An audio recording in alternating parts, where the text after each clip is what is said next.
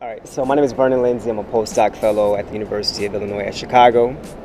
My research looks at the use of an African Brazilian martial art called capoeira to connect with young black males and help increase academic achievement and also foster positive self-awareness. And so at UIC, I'm responsible for teaching undergraduate students. And I remember having one of my first lectures where I talked about how my research looks at race and looks at racism.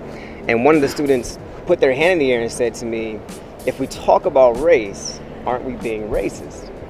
And so I said, interesting. It's much more complex than that.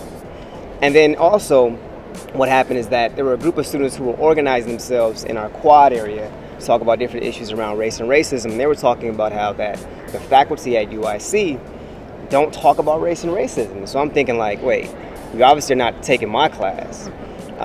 But it also just made me aware of the fact that there's a lot of concern about issues in terms of race and racism, a lot of misunderstandings about the topic, and that it needs to really be addressed and also be addressed in a very positive way so that people can really absorb the information. And so it got me thinking about the courses that I'm teaching. One of the classes that I teach is called The Art of Human Expression in the United States and Brazil. And so I explore issues around race and racism and look at how history and art has shaped these different perspectives and these dominant rhetorics that get placed in the media in terms around post-racialism and what's happening in terms of present negotiations around race and racism. And so it got me thinking, okay, how am I presenting my material and how can I improve it? And so with having this understanding, I took a hands-on approach to really controlling the environment in terms of the space that I'm teaching this course and in terms of how I'm presenting that information.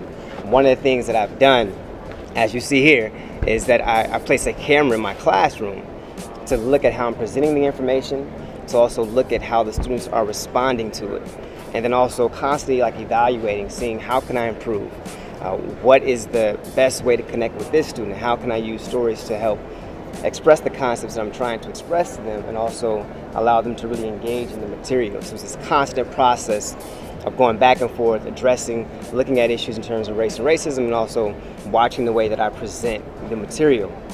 Now, in terms of the literature review, I used material that helped me